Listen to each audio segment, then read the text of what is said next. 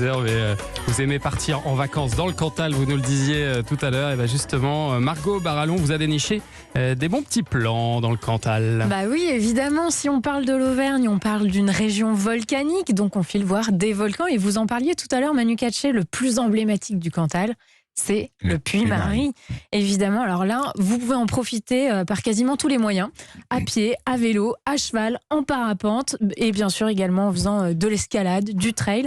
Donc voilà, quel que soit le niveau sportif, tout le monde trouvera son bonheur au Puy-Marie. Et alors côté patrimoine, qu'est-ce que vous nous conseillez ? Eh bien, d'aller à Salers, par exemple, on en Il y a du entend. bon fromage là-bas. Oui, il y a les sources de Salers. Il y a les sources, il y a un excellent fromage produit par une vache exceptionnelle, elle aussi. C'est ça. Mais c'est, on l'oublie, une ville médiévale quand même, qui s'est construite entre le XIIe et le XVIe siècle.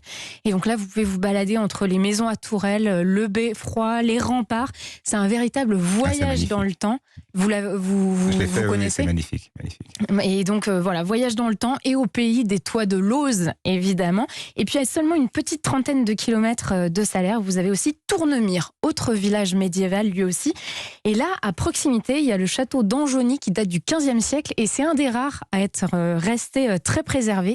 Donc vous pouvez l'admirer. Et puis bien sûr, je pourrais aussi citer Aurillac et Saint-Flour, deux jolies villes dans lesquelles on se balade et on mange, parce qu'on mange très bien. Très, très bien. Dans le Cantal, la Ligo, la truffade, voilà. J'adore. Pour un été pas très ensoleillé, c'est pas mal. Ah ouais, c'est pas mal. Mais il n'y a pas que des vieilles pierres dans le Cantal. Pour voir quelque chose de plus moderne, on peut aussi aller du côté du viaduc de Garabi, construit par la société Eiffel. Et alors là, si vous le voyez, c'est vraiment très Eiffel dans le style, ça rappellera la tour. Et le mieux, c'est de le voir de nuit, puisqu'il est complètement éclairé. Et alors là, cet entrelac de métal dans la nuit, c'est vraiment magnifique. Autre style, mais très beau. Et puis il y a aussi des moyens de transport originaux pour découvrir la région. Oui, on peut par exemple essayer le vélo-rail. Alors si vous ne savez pas ce que c'est, eh bien moi non plus, mais on va demander à Arnaud Vaucher. Bonjour Arnaud. Bonjour Arnaud. Bonjour.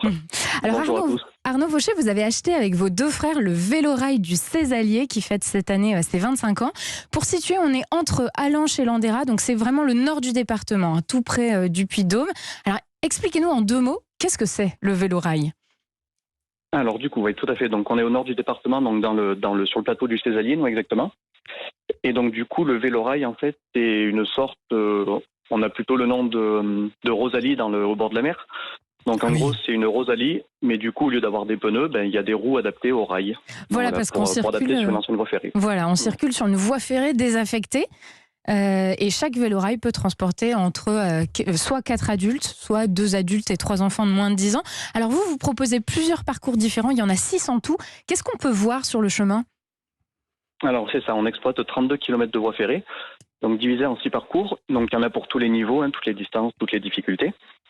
Et du coup, on peut notamment admirer la cascade des Vérines, où il y a un temps de pause au niveau de la cascade avec un temps de pique-nique pour les personnes qui partent à midi.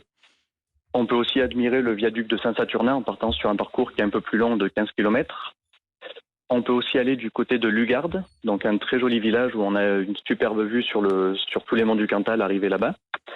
Et en partant de la gare d'Allanche, on peut partir plus dans la forêt, donc qui est très agréable aussi par les étés chauds, un peu loupé pour cette année.